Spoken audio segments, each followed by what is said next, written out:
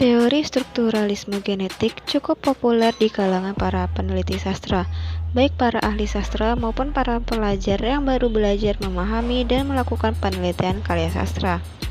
Teori tersebut diciptakan oleh Lucien Goldman, seorang pemikir beraliran Marxis, sehingga teori yang dilahirkan merupakan teori sosiologis. Pendekatan strukturalisme genetik dicetuskan oleh Lucien Goldman, seorang ahli sastra Prancis. Pendekatan ini merupakan satu-satunya pendekatan yang mampu merekonstruksi pandangan dunia pengarang. Pendekatan ini tidak seperti pendekatan Marxisme yang cenderung positivistik dan mengabaikan literasi sebuah karya sastra. Goldman berpijak pada strukturalisme karena ia menggunakan prinsip struktural yang dinafikan oleh pendekatan Marxisme.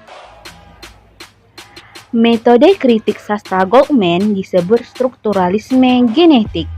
Istilah strukturalisme dipakai karena ia lebih tertarik pada struktur kategori yang ada dalam suatu dunia visi dan kurang tertarik pada isinya.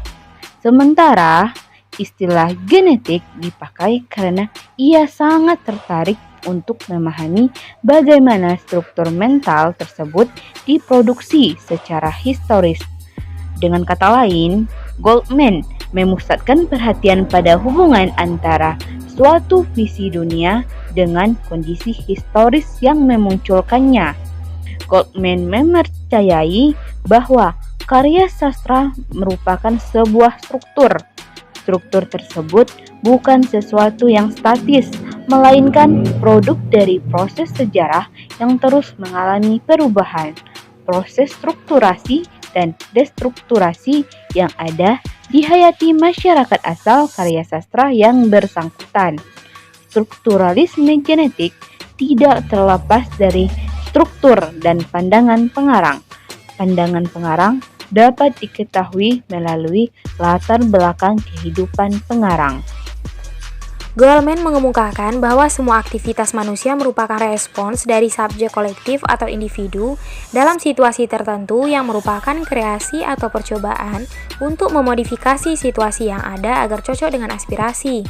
Sesuatu yang dihasilkan merupakan fakta hasil usaha manusia untuk mencapai keseimbangan yang lebih baik dengan dunia sekitar.